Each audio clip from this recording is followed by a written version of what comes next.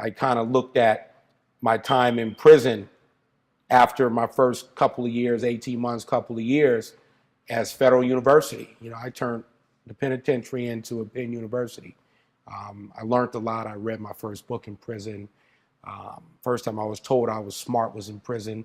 I learned how to shave with a razor in prison.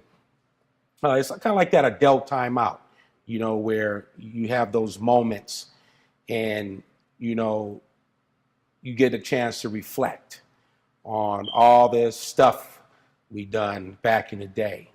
And I want to say everybody has stuff on them, not just us who are locked up, but everybody has stuff. We're not perfect human beings. We all made mistakes in life. But the unfortunate misfortune part, we got caught. And now we're in prison. And this is an opportunity for you, like it was for me, to figure out who we are. I figured out who I was in prison. I was able to look at myself in the mirror and say, at one point I am somebody and I have potential. And, I wasn't born a criminal, neither were you. And the key is staying out of this prison. The key is being able to become what you're supposed to become in life. And what I was supposed to be in life was a motivator of people, a chef, a father, a good husband, and a stand-up guy in the community. I just got caught up, and, sometimes we go through life and, we blame, when you first get locked up, it's everybody's fault but yours. Your dad, your mom, the police, the judge, the prosecutor, the snitch, whatever. It's everybody's fault but our own. But for me, I had to accept responsibility. And that came during one of the darkest periods of my life. I was in a hole. And the light just started clicking a little bit. And I started reading books, and, I just started building relationships with people who were smarter than me and different life experiences. Because, prison is full of diversity, from different criminal pedigrees to different cultures, religion, race, political affiliations, and life experiences in prison. And I drew from that, and I grew from that. And, there's no magic wand to change. And I'm not going to sit up here and tell you that, you can flip your life just like that, or you could become a Chef Jeff or any of the ex inmates who are part of this virtual visiting project. Change is hard, man. I mean, it's a struggle. I mean, this shit don't happen overnight, man. I've been at this 20-something years. There's no aha moment.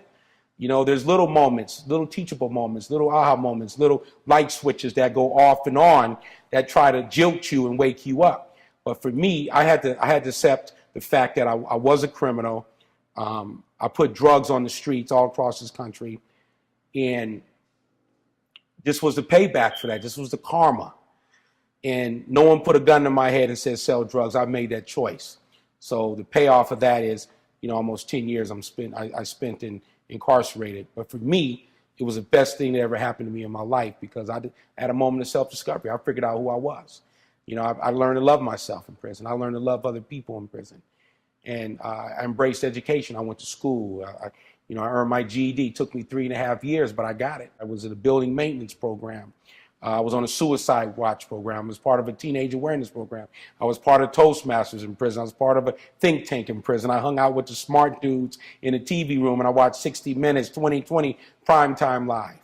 And from those multiple experiences, it allowed me to see the world different.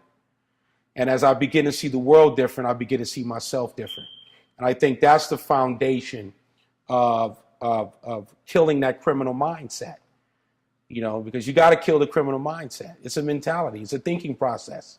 I'm going to get over by any means necessary. I'm going to take what I want. I don't want to work hard. I'm entitled to this. The government owes me because I'm black or I'm Latino or whatever. I'm a poor white guy. Doesn't make any difference. That's the victim card. Well, the victim cards you can't deal anymore, especially in society. They don't care if you're black, white, green, you're a felon, or whatever the case may be. At the end of the day, you have to have balance. You have to have foundation. You have to have a purpose.